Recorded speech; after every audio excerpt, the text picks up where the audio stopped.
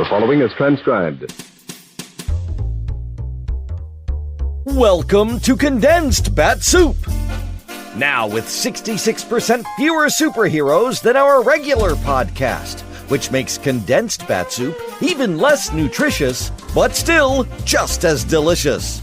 We're featuring episodes of the adventures of Superman without the caped crusaders. Tie on your capes for lots of parallel play, plenty of clandestine planning, and process of elimination galore. In this edition of Condensed Bat-Supe, Clark Kent and Bucky Taylor are on the trail of those behind a plot to destroy the World Peace Organization. Can they stop them in time? Let's find out in Chapter 11 of The Man Without a Face, as originally broadcast on April 1st, 1947. Faster than a speeding bullet. More powerful than a locomotive. Able to leap tall buildings at a single bound. Look, up in the sky. It's a bird. It's a plane. It's Superman. Kellogg's Pep. P-E-P, Pep. Kellogg's Pep, the Sunshine Cereal, presents The Adventures of Superman.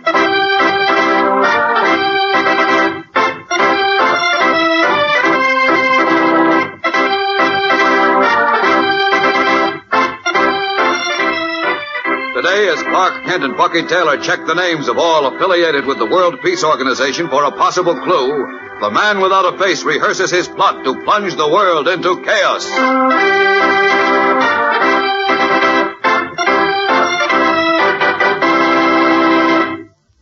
Hello there, gang. This is your pal Dan McCullough. You know, after you've followed the adventures of your favorite characters in the funny papers for a long, long time, you feel almost as if you know them personally. Sure, as if they're old friends. And that's one reason why those nifty comic buttons in the new series are such swell prizes for Kellogg's Pep to be putting out. Because the pictures of your funny sheet favorites are real speaking likenesses. You'd know him anywhere, like Chief Brandon, for instance, with his official uniform and his cap, or Beezy, fat and laughing and so jolly, or Superman himself, complete with bright blue jersey and red cape flying in the wind. Yes, sir, these characters are straight from the funny papers, done up in full comic strip colors, too. Boy, you'll want to collect all 18 buttons in the new series, and you can, too. Sure, easy as anything. You just ask Mom to get you plenty of Kellogg's Pep and look inside each package for your prize. Now, you don't send in a single penny, not even a box top. And you can't buy these comic buttons anywhere. You get them from Kellogg's Pep. And Pep gives you a mighty slick dish for breakfast, too. A bowl of these golden toasted whole wheat flakes is something to cheer about. So crisp and tender and full of catchy flavor. That's the dish for breakfast, gang. P-E-P. The Sunshine Cereal, Kellogg's Pep. And now, the adventures of Superman. Just before Daily Planet foreign correspondent Bucky Taylor was murdered, he told his 13-year-old son Bucky that a sinister individual known only as the Man Without a Face was perfecting a plot to wreck the World Peace Organization. Taylor mentioned the names of two men, which Bucky later forgot. But Clark Kent, who as we know is Superman, hoped that Bucky would recognize the names if he saw them, and he took the boy to the headquarters of the World Peace Organization in Metropolis, unaware that the Man Without a Face had also just arrived in the city and had issued a secret command to his henchmen to stand by for immediate action. As we continue now in a room in the Peace Organization headquarters, Kent and Bucky sit at a table where Bucky pores over long lists of names. Listen. Well, the two names Dad mentioned aren't on this list, Mr. Kent. What list is that, Bucky? Let's see.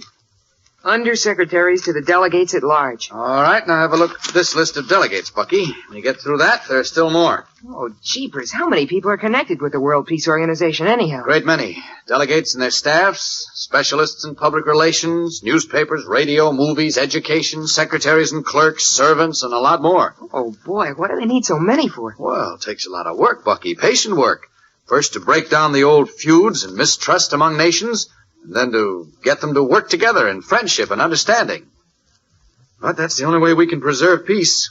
And unless we do, Bucky, the next war with atomic weapons may destroy the whole world. Yeah, that's exactly what Dad used to say. Oh, golly, if only I could remember those 2 names he mentioned. Keep looking, Bucky. I've got a hunch they're somewhere in these lists, and I have a feeling we haven't much time. Why do you say that? Because the man without a face thinks you're dead, that there's no chance of anyone finding out what he's up to until it's too late. That means he'll act at any moment, any time. Sheepers. Oh, if only I didn't get so dizzy. Dizzy? What's the matter, son? Don't you feel well? Oh, sure, but all these names, row after row of them, and page after page. Well, now, look, I've got an idea. Suppose I read the names out loud, and you just sit back and listen. How'll that be? Oh, gee, that ought to help a lot, Mr. Kent. Okay, here goes then. Close your eyes if you like, but listen closely, Bucky. You ready? Shoot. Arbuckle. Ashley. Atwater. Bet-Supe.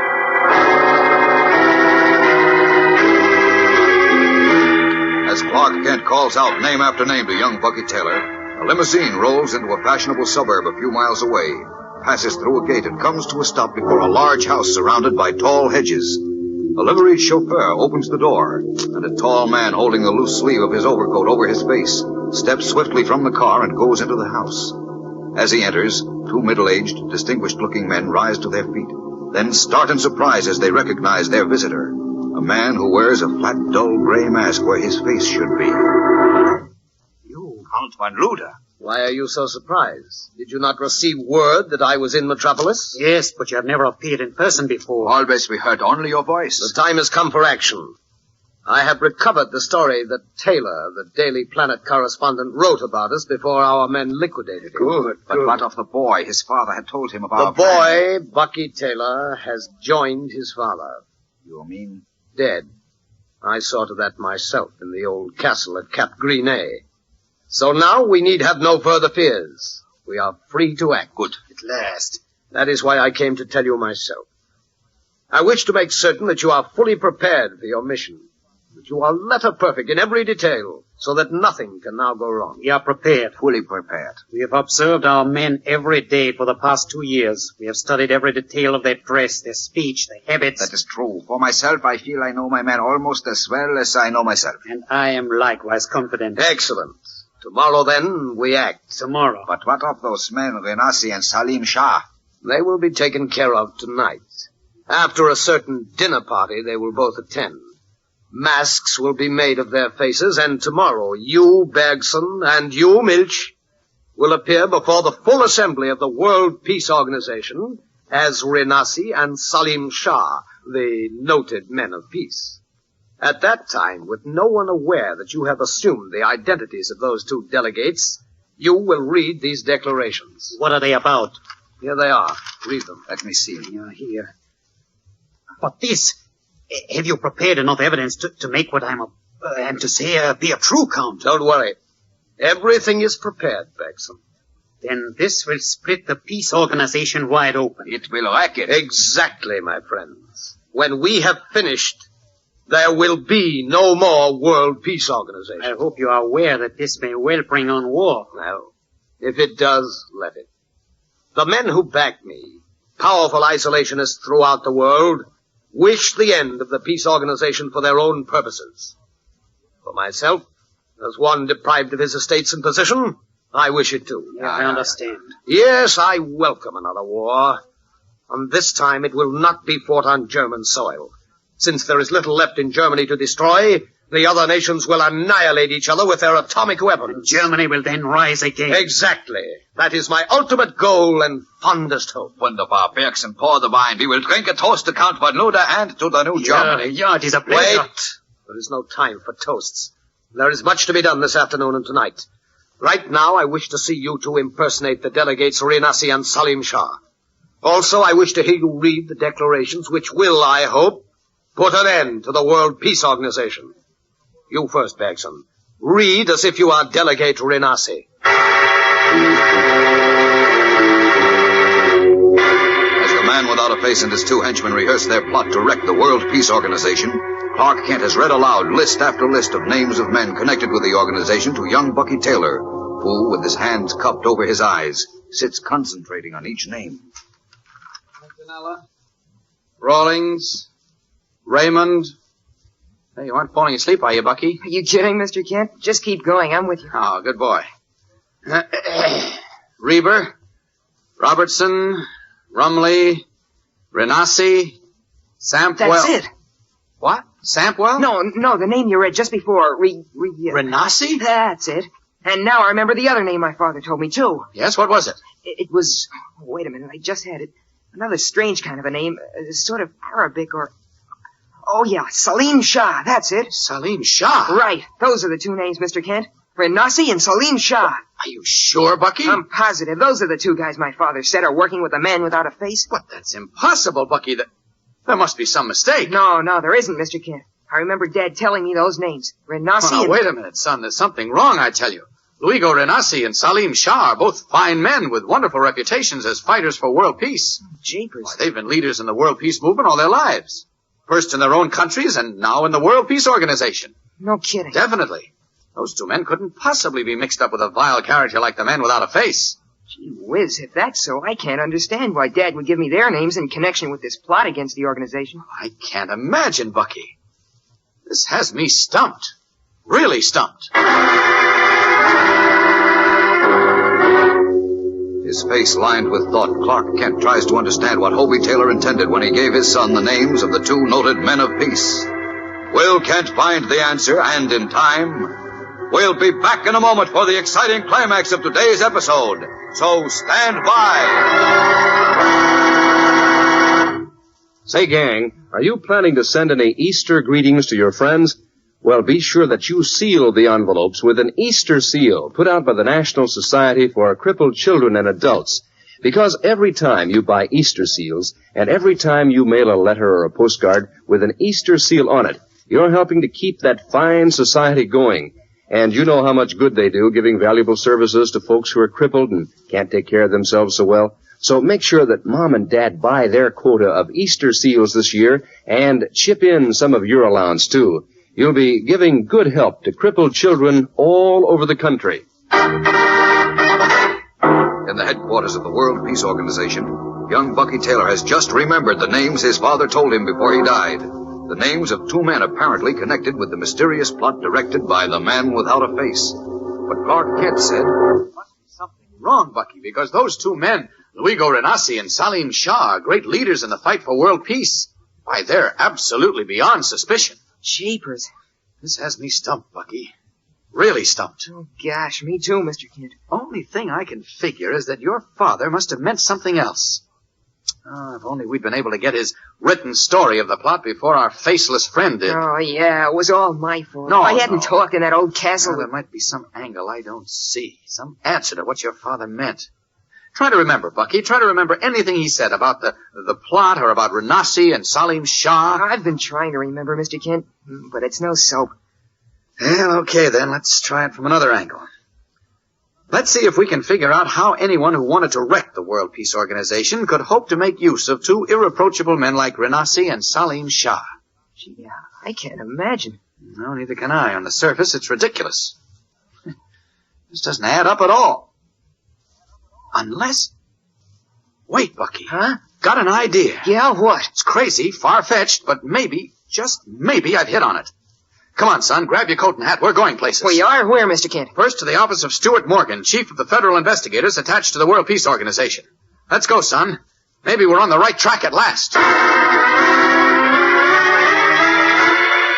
Seizing his cap and coat, Bucky Taylor follows Clark Kent from the room, en route to the office of Chief Federal Investigator Stuart Morgan. Has Kent discovered the plot of the man without a face? And will he be able to prove and stop it in time? The first act of the plotters against the World Peace Organization is set to take place tonight. And the second and big act, when they expect to split the organization and perhaps even plunge the world into another terrible war, is scheduled for tomorrow. Tomorrow's episode is packed with thrills and suspense, gang, and a startling surprise. So don't miss it. Be sure to tune in again tomorrow. Same time, same station. And remember, for breakfast, it's Kellogg's Pep. For excitement, the adventures of Superman.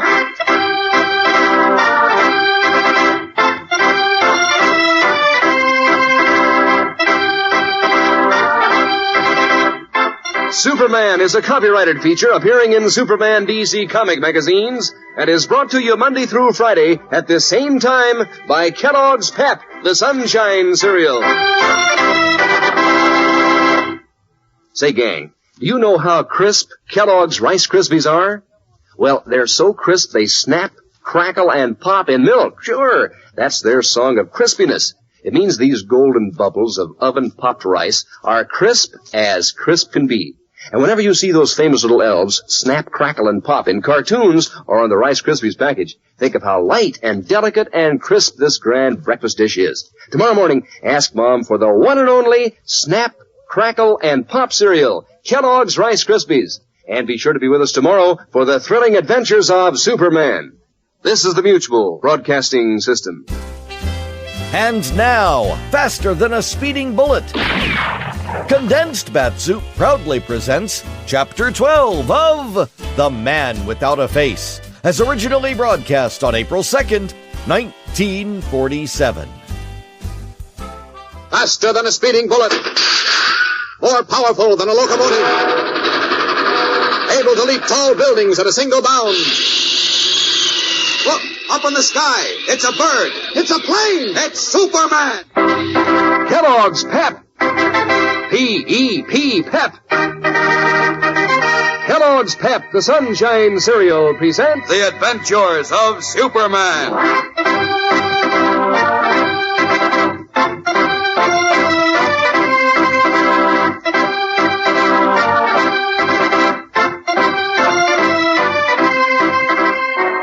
Today, as Clark Kent interviews two key men in the World Peace Organization, Lois Lane and Bucky Taylor walk unknowingly into the very headquarters of the Man Without a Face.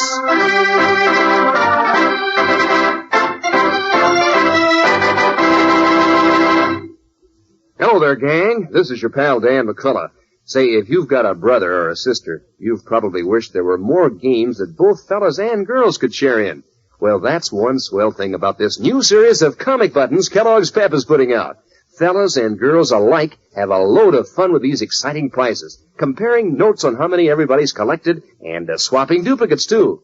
And you know, whenever you wear your Pep comic buttons on your cap or your jacket or dress, they look doggone smart, because every single one of these 18 new comic buttons has a true-to-life picture of one of your favorite funny paper characters, like Goofy and Beezy or Brenda Starr and Superman, too. So you'll want to collect the whole series, and you can, too. Sure, easy as anything. You just ask Mom to get you a good supply of Kellogg's Pep. That's right. You don't have to send in any money, not even a box top. And you can't buy these prices anywhere. But inside every package of Pep you open, there's your new comic button, your exclusive prize. And say, for good breakfast eating, Pep's a prize package, too. So crisp and tender, so full up with that catchy sunshine flavor. You just show me the fellow or girl who can resist Pep's sunny, toasted goodness. Hop to it, gang. Remind Mom to get you plenty of P-E-P, the Sunshine Cereal, Kellogg's Pep. And now, the adventures of Superman. Believing he had done away with young Bucky Taylor in France, the mysterious Man Without a Face came to Metropolis, where he put the finishing touches on his plot to wreck the World Peace Organization, and so perhaps bring on another war. But unknown to him, Superman had rescued Bucky and brought the boy to Metropolis, where, in the lists of men attached to the World Peace Organization, Bucky recognized two names that his father, a former Daily Planet correspondent, had mentioned to him before he died. As we continue now, Superman, in his guise of reporter Clark Kent, is with Bucky in the office of Stuart Morgan, chief of the federal investigators assigned to guard the security of the peace organization. Listen. Now, let me get this straight, Kent. Yes? You say the late Hobie Taylor, this boy's father, discovered an international plot to wreck the World Peace Organization. That's right, Mr. Morgan. He discovered that the Man Without a Face was behind it. But, unfortunately, Hobie Taylor was murdered before he could reveal the plot. The only clues we have are the names of two men that he told Bucky. And they are Luigo Renassi and Salim Shah. Right. I figured they must be working with the Man Without a Face, but Mr. Kent said that's... It's impossible, Bucky. Luigo Renassi and Salim Shah are known to have been leaders in world peace movements all their lives. Yet one thing seems certain, Mr. Morgan. Renassi and Salim Shah must have some part in the plot. Oh, nonsense. Or Hobie Taylor wouldn't have mentioned them in connection with it. I tell you, it's ridiculous to suspect those men, Kent. Well, Renassi and Salim Shah are wonderful men who've dedicated their lives to the preservation of peace. Well, now look, Mr. Morgan, I'm not accusing them of ganging up with the Man Without a Face. But you just said What I mean to infer is that they must have some part in the plot, even if they don't know about it. Well, how can that be? I don't follow you, Kent. Well, I'll admit I'm flirting with a rather far-fetched idea, so let's skip that for the moment. First, I'd like to see Mr. Renassi and Salim Shah. What for? Well, they may know something. It'll throw a light on this mystery. Well, there's no harm in trying, I suppose. Let's see. They're both at the dinner given by our State Department this evening. I'll take you over there if you like. Swell. The Daily Planet's right on our way. I want to drop Bucky there, and then we'll go over to the State Department. Okay, let's get started.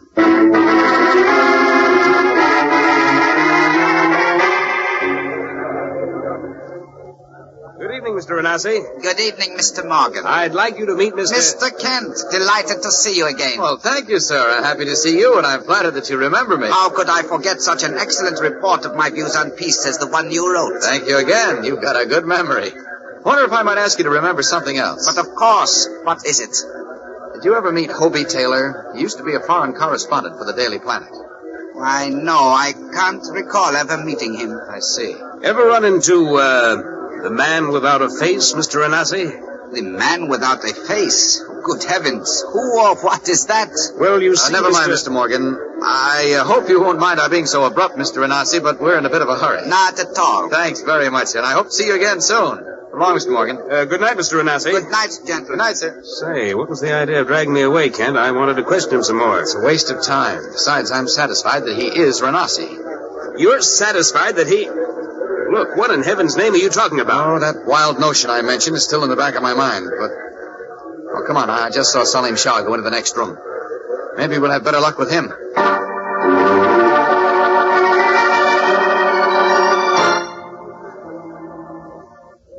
You're certain you never had any contact with Hobie Taylor, Mr. Salim Shah? Of course I'm certain of it, Mr. Kent. I remember his name because I used to read his articles in the Paris edition of the Daily Planet, but I never met Mr. Taylor. I see. One more question, please, sir. You've heard of Count von Luder, I presume? Von Luder? Yes.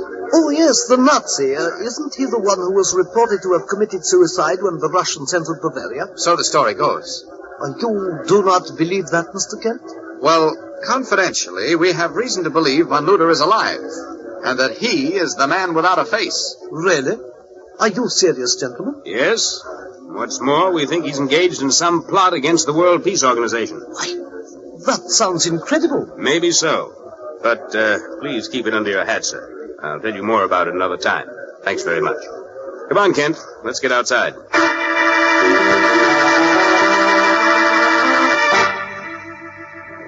Well, that's that, Kent. Yes, there's no question in my mind that neither Renassi nor Salim Shah knows a thing about a plot against the peace organization. Of course they don't. Or that they are who they seem to be. Who they seem to be? Wait a minute. You said something like that before, Kent. Now, just what do you mean?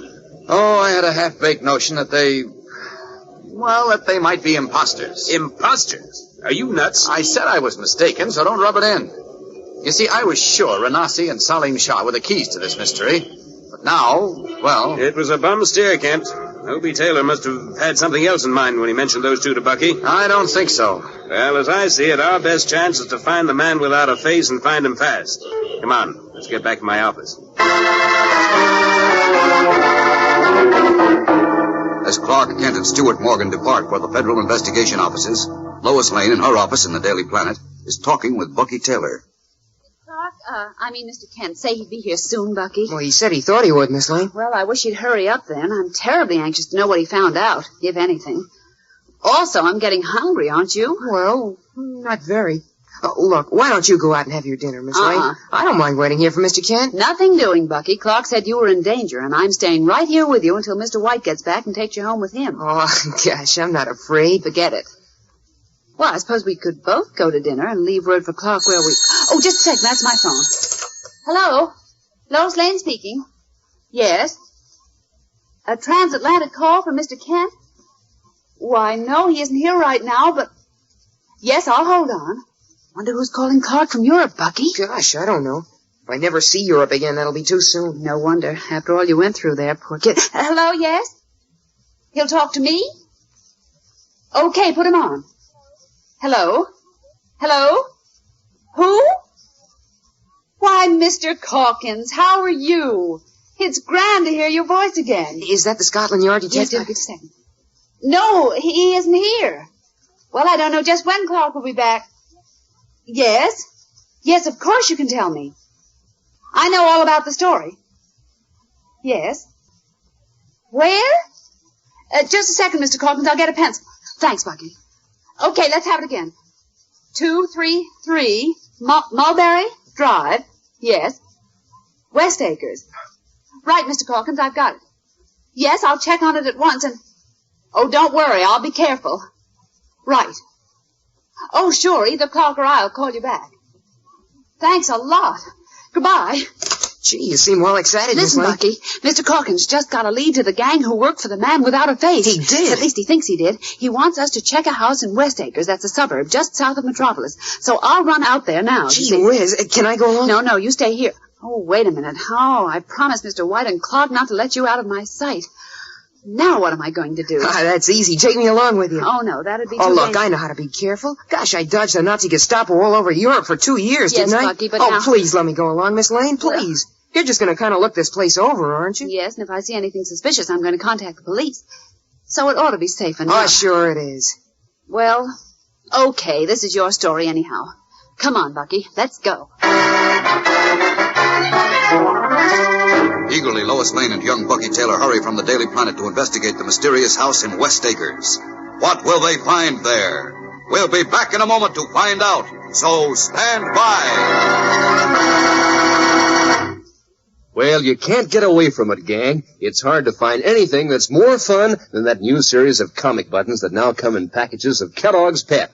Why, just looking over your collection is mighty exciting because every single picture of a funny paper character reminds you of all the things that character has done in the comic strips. For instance, when you look at Chief Brandon's picture, you remember all the times that he's worked with Dick Tracy, tracking down criminals, and Goofy and Beezy from Harold Teen reminds you of all the fun they have. Actually, every single one of those 18 new comic strip characters looks just as real as in the funny papers. And believe me, these are mighty smart-looking prizes. So get busy on your collection, gang. Ask Mom to get you some Kellogg's Pep, because that's the only way you can get these exciting comic buttons. You don't send in any money, not even a box stuff, and you can't buy them anywhere, but you'll find one in every package of Pep you open. And you'll find out how super delicious a breakfast cereal can taste, too, when you spoon into your dish of these golden toasted whole wheat flakes. Kellogg's Pep is called the Sunshine Cereal. It's loaded with catchy sunshine flavor. So remind Mom to get you some P-E-P, the Sunshine Cereal, Kellogg's Pep. As we continue now, Lois Lane and Bucky Taylor have just driven in Lois's car to the suburb of West Acres. Leaving the car, they proceed on foot down the dark, deserted street named Mulberry Lane and halt outside a gate set in a tall, thick row of hedges, which completely surround a house they can only dimly see. This is number 233, Miss Lane. See? The number's on the gate here. Yes, I see it, Bucky. And what do we do now? Let's see. Everything seems quiet. Look, let's ease ourselves in through the gate and look around. Come on. Okay, I'm right with you.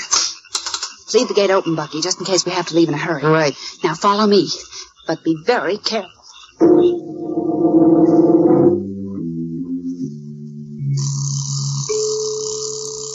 Count von Rudolph. Yes? Somebody has entered through the outside gate. The sound you just heard was the electric eye setting off the alarm here. I'll find out who it is quickly. Yeah, I will find out. But first... What are you doing? I have turned on the current of the electric wires which run through the gate and hedges surrounding the house. I see. The voltage will not kill anyone touching the wires, but it will stun them and hold them helpless until we find them. Good. Take Martin and the others then and seize whoever is on the grounds. Then bring them to me. Yes, Count. At once. Unaware that they are trapped, Lois Lane and Bucky Taylor creep closer to the dark house in which the man without a face waits, like a cold, vicious spider in the center of his web. What will happen now to Bucky, who is well known to the man without a face, and to Lois, while Superman is yet unaware of their danger? We'll find out tomorrow, so don't fail to be with us then. Yes, be sure to tune in tomorrow. Same time, same station. And remember, for breakfast, it's Kellogg's Pep. For excitement, the adventures of Superman. Superman is a copyrighted feature appearing in Superman DC comic magazines and is brought to you Monday through Friday at this same time by Kellogg's Pep, the Sunshine Cereal. Snap, crackle, pop. Yeah, that's a swell song to hear at the breakfast table, isn't it, gang? Means that your bowl of Kellogg's Rice Krispies is crisp as crisp can be. Means doggone good eating. Why, these golden bubbles of oven-popped rice are so fresh and crisp, they snap, crackle, and pop when you pour on milk. That's why those famous little elves, named Snap, Crackle, and Pop, are around so much these days, in cartoons and on the Rice Krispies package, to remind you to ask Mom for the one and only Snap, Crackle, and Pop cereal, Kellogg's Rice Krispies. And be sure to be with us tomorrow for the thrilling adventures of Superman. This is the Mutual Broadcasting System.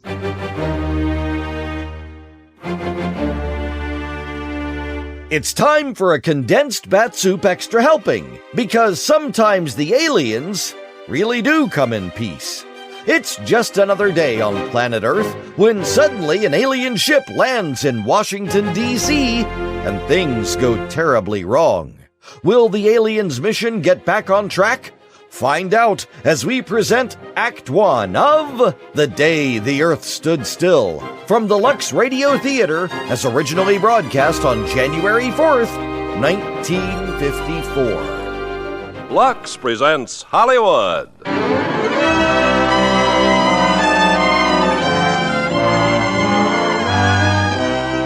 Lever Brothers Company, the makers of Lux Toilet Soap, brings you the Lux Radio Theater, starring Michael Rennie and Gene Peters in The Day the Earth Stood Still. Ladies and gentlemen, your producer, Mr. Irving Cummings.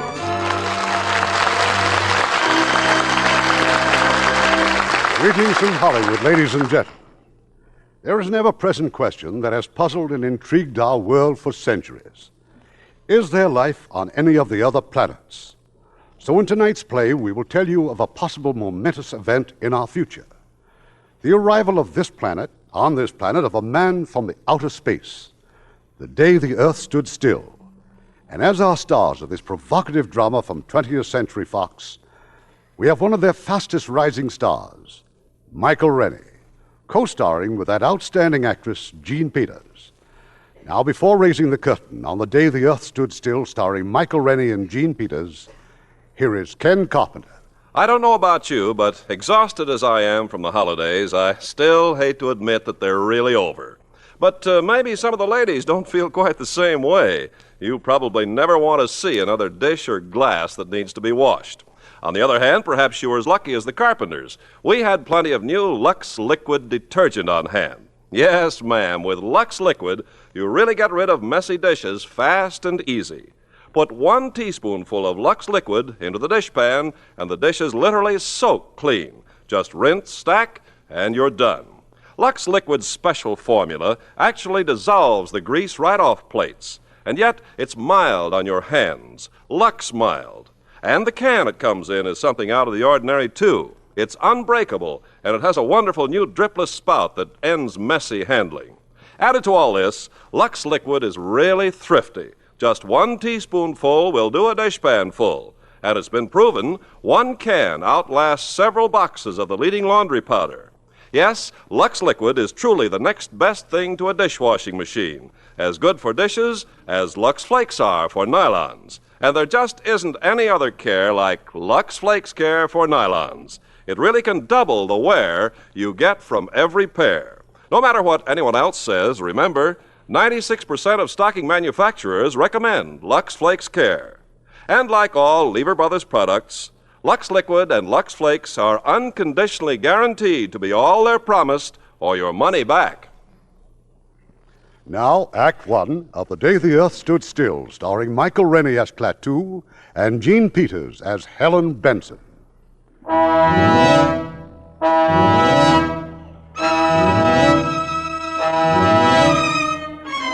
It was a pleasant spring day, an ideal day for a walk in the park, a day to push the baby buggy and be glad you were alive. There'd been at least 20 such sparkling days that spring, and perhaps 1 billion or more of them since the Earth began. And nothing had ever happened to spoil them but a few small fires, or a slight head cold in the evening, or a rain squall. This spring day, in the middle of the marvelous 20th century, was different. It was the most different day that had happened to mankind since the first Christmas. The thing was noticed in Hong Kong first on the British radar. But that's impossible. That thing must be doing about 4,000. That can't be aircraft, sir. Must be a buzz bomb. Better give an alarm. Keep it steady, though. Maybe faulty equipment. If the British radar in Hong Kong was faulty, so was the radar all over the Orient and Asia and Europe. So were the announcers on the radio. This is Moscow. This is Calcutta, India. This is Radio Luxembourg. The American radar screen quickly confirmed the fact that there was nothing wrong with the British radar, and that there was something very gravely wrong 40 miles out in space, far above the Earth. Luckton at Ferris to Baker. I have an object at 200,000 feet, 4000 miles an hour. Then it was here. Incredibly, it was here. Burning down through the sky over Washington, D.C., hovering over the mall. Descending. They're here! They're come! They're here! They're here!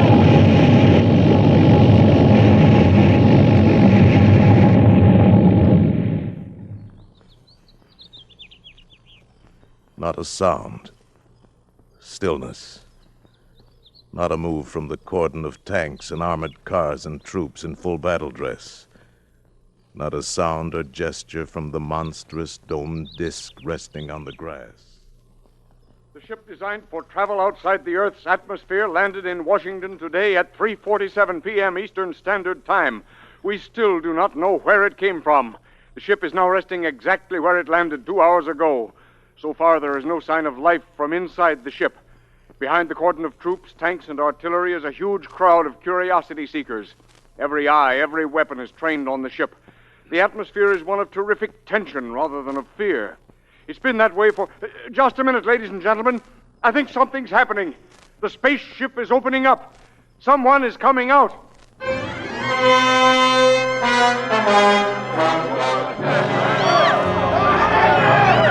Keep calm, everybody. Don't get excited. Keep calm. Quiet! A wedge is opened in the smooth, unbroken metal skin of the spaceship. A ramp slithers out on the grass. Against an eerie glow of unearthly light from inside the spaceship stands the spaceman. He is a man, entirely like ourselves. He wears a close-fitting suit like a deep-sea diver's armor, but of alien material. A spherical helmet entirely conceals his head. He holds up his hand. He is going to speak. We have come to visit you in peace and with goodwill. Receive me as a friend. Here he comes, men. Watch it. Keep that BAR trained on him. He's gone for something in his tunic, sir. Quiet. It's a ray gun or something. I'm gonna let him have it! No, wait! You fool, he's down! Hold back that crowd! Everybody! Back! Your wound doesn't look too bad. I'm sorry, but you shouldn't have gone for that ray gun. It was not a weapon. He understands us. It was a gift for your president. With it, you might have studied life on other planets. What's bothering the crowd, Lieutenant? Tell him to... Oh, no. Oh, no! A nightmare stands on the ramp leading out of the spaceship. A mechanical giant, monstrous, all metal and menace, with a visor in his helmet lifting slowly, revealing a dreadful light boiling within that metal head. And suddenly, out of that incandescence, a narrow ray.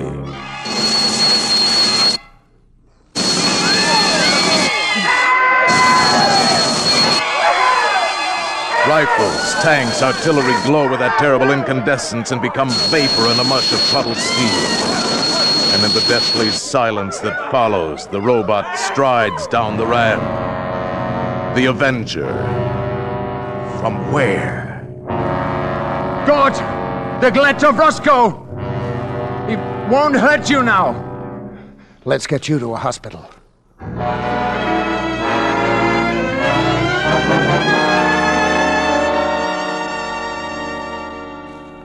Good afternoon, sir. Good afternoon. The doctors here tell me your wound is not serious. No. It amazes them that it's almost healed already. I'm very glad. It should serve as some sort of indication of our powers. My name is Harley, secretary to the president. I've been told you speak our language fluently, that your name is Mr. Klaatu. Just Klaatu. The president has asked me to convey our deepest apologies for what has happened. Sit down, Mr. Harley. I'm sure I don't have to point out that your arrival was something of a surprise. Had you been traveling long? About 5 months. Your months? You must have come a long way. About 250 million of your miles. Naturally, we're very curious to know where you come from. From another planet. Let's just say that we're neighbors. It's rather difficult for us to think of another planet as a neighbor. I'm afraid in the present situation you'll have to learn to think that way. The present situation? I mean the reasons for my coming here. Would you care to talk about it? Not now, or with you alone. Perhaps you'd rather discuss it personally with the president. I want to meet with the representatives from all the nations of the Earth. I'm afraid that would be a little awkward. Why? In view of the tensions and suspicions in our world today, such a meeting would be impossible. Mr. Harley, my mission here concerns the existence of every last creature who lives on Earth. It must not be complicated by the childish jealousies, intrigues, suspicions of your planet. Our problems are very complex. You mustn't judge us too harshly. I'm impatient with stupidity. My people have learned to live without it. The president will, of course, do his best to bring about the meeting you desire. I know it'll be quite useless. I wish it were otherwise. I'm very sorry, Mr. Klaatu. Wait. Before making any grave decisions, I think I should get out among your people. Become familiar with the basis for these strange, unreasoning attitudes. Our military people insist that you do not attempt to leave the hospital. The door will be locked. I'm sure you understand. Good day, Mr. Klaatu.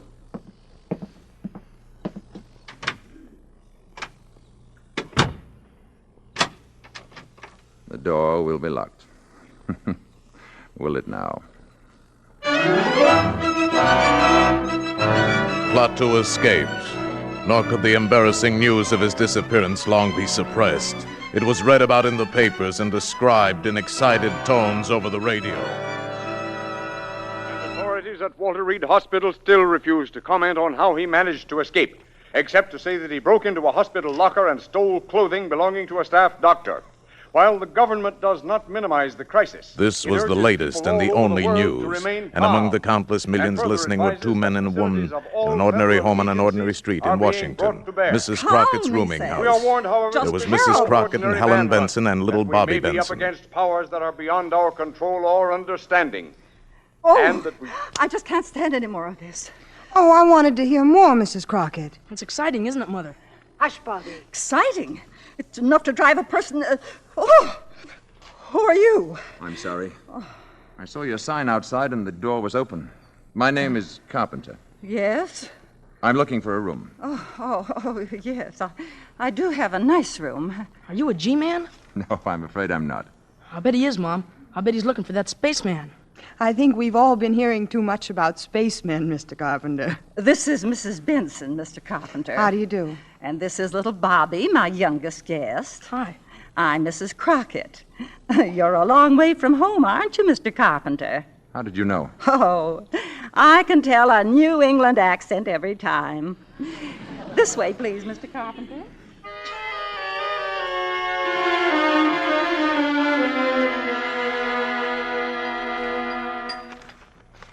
And so this Sunday morning, we asked the question that has been plaguing the entire world for 2 days now. Where is the creature, and what is he up to? Eat your cereal, Bobby. Oh, Mom, I'm all muscle as it is. Bobby? Okay, Mr. Carpenter. I'm sorry, Mrs. Crockett. Please, go on reading. Creature, and what is he up to? If he can build a spaceship that can fly to Earth, and a robot that can destroy our tanks and guns, what other terrors can he unleash at will? What a man. Obviously, we must track down this monster and destroy him before he destroys us. Correct. Then why don't they do it? This spaceman, or whatever he is, we automatically assume he's a menace. Maybe he isn't after all. Well, then where is he, Mrs. Benson? What's he up to? Maybe he's afraid. Oh, he's afraid. Well, after all, he was shot the minute he landed here. I just was wondering what I'd do. Perhaps before deciding upon a course of action, you'd want to know more about the people here. Nothing strange about Washington. A person from another planet might disagree with you. Oh, it's all right, Mrs. Crockett. That's Mr. Stevens calling for me. I'll go to the door. That awful robot standing there like an ugly iron statue gives me the shivers. Morning, Tom. Hello, Helen. Hey, can anybody see us? Oh, no.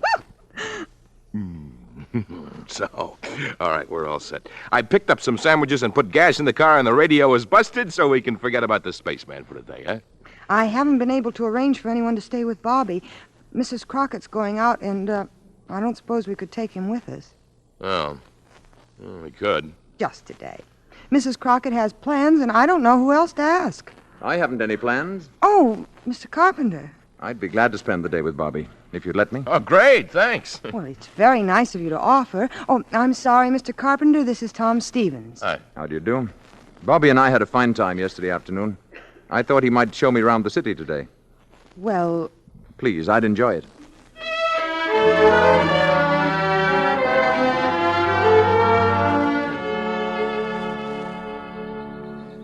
And this is where my father is buried. Robert Benson, Virginia, 1st Lieutenant, 45th Infantry. April 10th, 1916, January 29th, 1944. Your father was very young, wasn't he, Bobby? He was killed at Anzio. Did all these people here die in wars? Well, most of them. Didn't you ever hear of Arlington Cemetery? I'm afraid not. You don't seem to know much about anything, Mr. Carpenter. I've been far away, Bobby. Don't they have places like this where you've been? Not like this one. You see, they don't have any wars. Let's walk. All right. What would you like to do now? Go to the movies. All right. No fooling? No fooling. Do you have to have money to go there?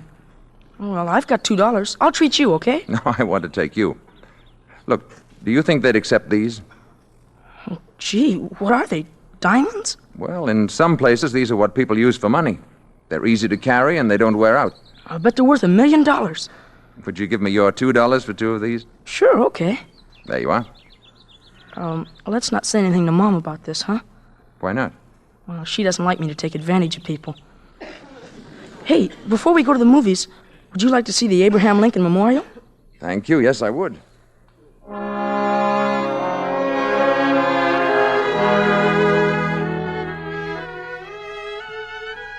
this is it.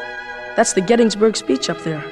That this nation under God shall have a new birth of freedom, and that government of the people, by the people, and for the people shall not perish from the earth. Those are great words. That's some statue. That's the kind of man I'd like to talk to. Bobby, who is the greatest man in America today? Oh, gee, I don't know. The spaceman, I guess. I was speaking of Earthmen. Oh, I don't know. The president? I mean the greatest philosopher, the greatest thinker, scholar. Oh, well, that's Professor Barnhart, I guess. Yes, Professor Barnhart. He's the greatest scientist in the world, and he lives right here in Washington, right near where my mother works. Where is that? Department of Commerce. She's a secretary. Why? I have an idea, Bobby. Let's go see Professor Barnhart. What for? You just said he's the greatest man in America. You're kidding, aren't you? Wouldn't you like to meet him? Oh, sure I would. Oh, go on. I bet you'd be scared. Maybe we can scare him more than he can scare us. I like you, Mr. Carpenter. You're a real screwball.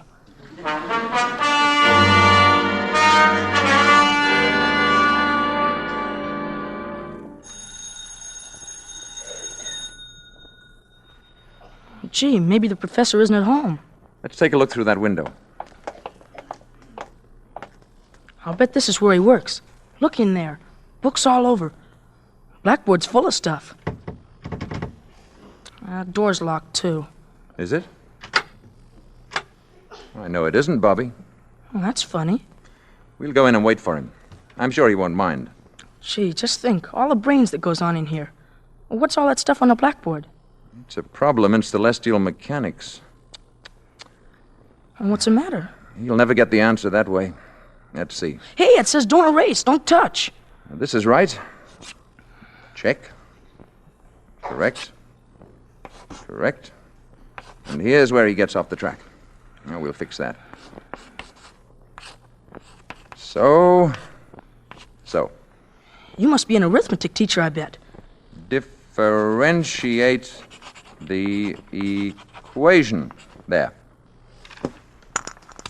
Who are you? Uh-oh. How dare you come in like this? How dare you write on that blackboard? Do you realize the professor's been working on that problem for weeks? He'll solve it in no time now. What do you want? We came to see Professor Barnhart. Well, he's not here, and he won't be back until evening. I think you better leave. Will you tell him that Mr. Carpenter was here? 1615 M Street, Northwest. I think he'll want to talk to me. Indeed. Thank you. Oh, it may have entered your mind to erase what I've written on the blackboard. It certainly has. I wouldn't do that. The professor needs it very badly. Come on, Bobby. Carpenter, 1650 M Street, Northwest. Carpenter, M Street. Operator, give me the police.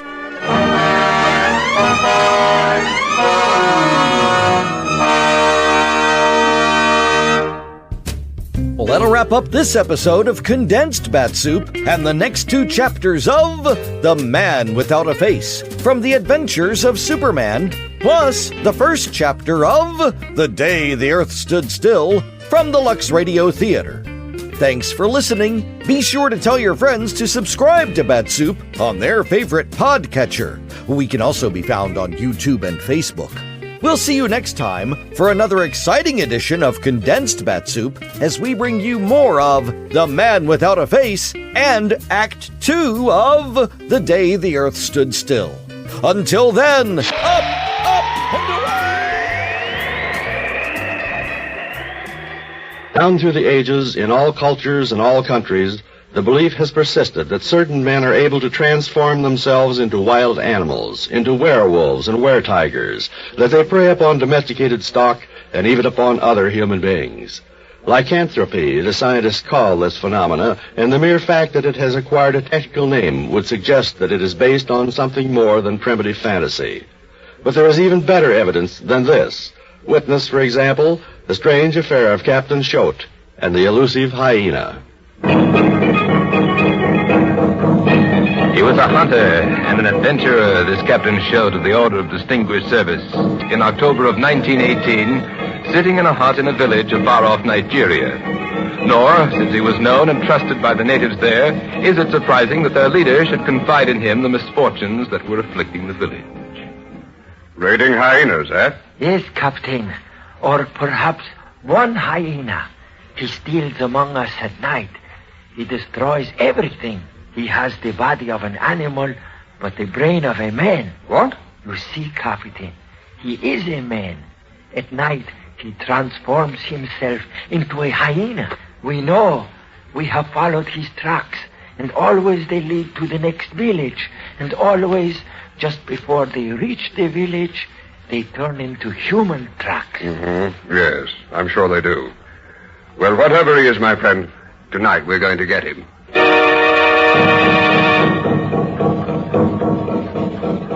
That night, in the company of the tribal leader, Captain Choate set out to hunt down the hyena. When the 2 men reached the outskirts of the village, a bright moon was shining. They made their way cautiously through the treacherous swampland. For more than an hour they walked thus, their every sense alert. And then suddenly... Look! There he is. Lord, what a brute. Some distance away, an enormous hyena was slinking furtively across a clearing, his great hulking form silhouetted in the moonlight. Captain Choate took careful aim. Got him! Come along, hurry! The 2 men rushed toward the clearing, but when they reached it, the hyena was gone. Oh, I could have sworn I hit him squarely in the head. There is blood on the ground here. What's that lying in the middle there? Why, it looks like a... By George, it is, a jawbone. Come along, let's follow his tracks. An easy trail to follow, for it was marked at regular intervals by great splotches of blood. It led directly to the neighboring village, and then it stopped abruptly. Exhausted and disappointed, they accepted the invitation of an aged villager to spend the night in his hut. When they awoke at sunrise, their host had vanished. He returned a few moments later in a state of great agitation. What has happened, my friend? It is Bano. Bano is dead. He was my neighbor. He was wise man and mighty hunter. The gods have cursed him with the sickness, eh? No, he was not sick. He was killed with gun. Someone fired it in his face. His jawbone was shot away. After that, the monstrous hyena never again was seen near the village. Nor did anyone ever learn the identity of the man who had killed the native Bano. That the animal and the man should have been one and the same creature is, of course, inconceivable. But what other explanation is there for this baffling story? A story incredible, but true.